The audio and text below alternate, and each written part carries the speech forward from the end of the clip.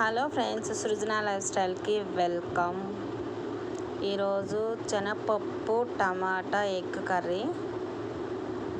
Eggs వేపుకొని పక్కన పెట్టుకోవాలి. అంటే బాగా కాదు, జస్ట్ నార్మల్గా వేపుకున్నా నేను.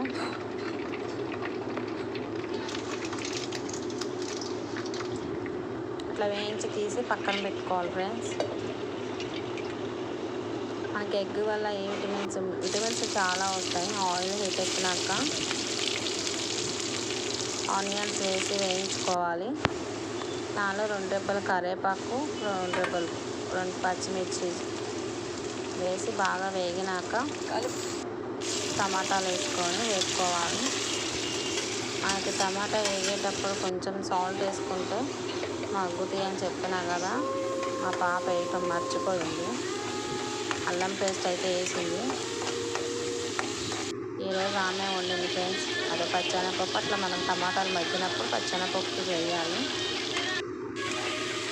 వేయించుకొని తిప్పుకోవాలి. సో మిస్టేక్ ఏమైందంటే కారం అన్నం పసుపు వేసేది ఫస్ట్, అదొక్క టమాటాలు మిస్ అయిపోయాయి. ఇట్లా కర్రీ అయితే ఇట్లా ప్రిపేర్ అయింది. నేనైతే రైస్లో వేసేసుకున్నా. చాలా అంటే చాలా బాగుంది. మీకు కనుక నచ్చితే కామెంట్ చేసి, లైక్ చేసి, సబ్స్క్రైబ్ మాత్రం మర్చిపోకండి. బెల్ గంట మాత్రం కొట్టండి ప్లీజ్. నన్ను ఇంత వాటికి తీసుకొచ్చిన నా సబ్స్క్రైబర్లందరికీ థ్యాంక్ యూ సో మచ్. చూడండి, ఎగ్ కర్రీ అయితే అట్లా మస్తు ఉంది. అబ్బా, అంత బాగుందంటే అంత బాగుంది.